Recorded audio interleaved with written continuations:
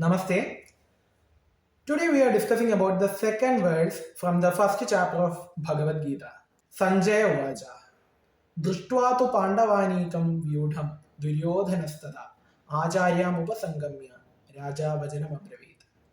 That is, Sanjaya said, on observing the Pandava army standing in a military formation, King Duryodhana approached his teacher Dronacharya and said the following words. Dhritarashtra, although blind at birth, was born with an inner eye of knowledge. But due to being overly affectionate and attached to his sons, he lost the knowledge of righteousness, and thus he was worrying that his sons might return half of the kingdom to the Pandavas, who were the rightful heirs. Sanjaya, who was righteous by nature, could understand the actual internal mood of Dhritarashtra, but to appease his anxiety that his sons would never give back half of the kingdom, he said this verse beginning Drishtva tu Pandavanikam Vyudham.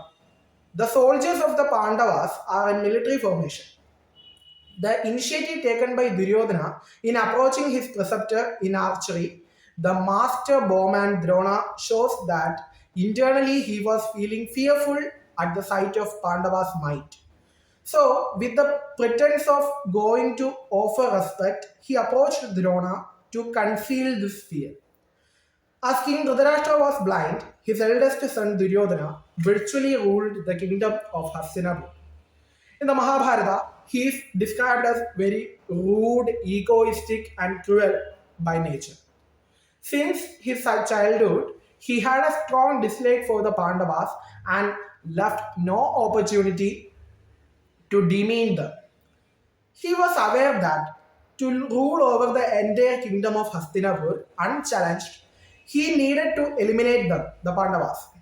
However, standing on the battlefield, when he saw the large Pandava army, he was baffled. He had underestimated the Pandavas. The extent of military might they had gathered was way beyond his expectations, Duryodhana's expectations. And the next 9 verses are spoken by Duryodhana in Bhagavad Gita. Thank you.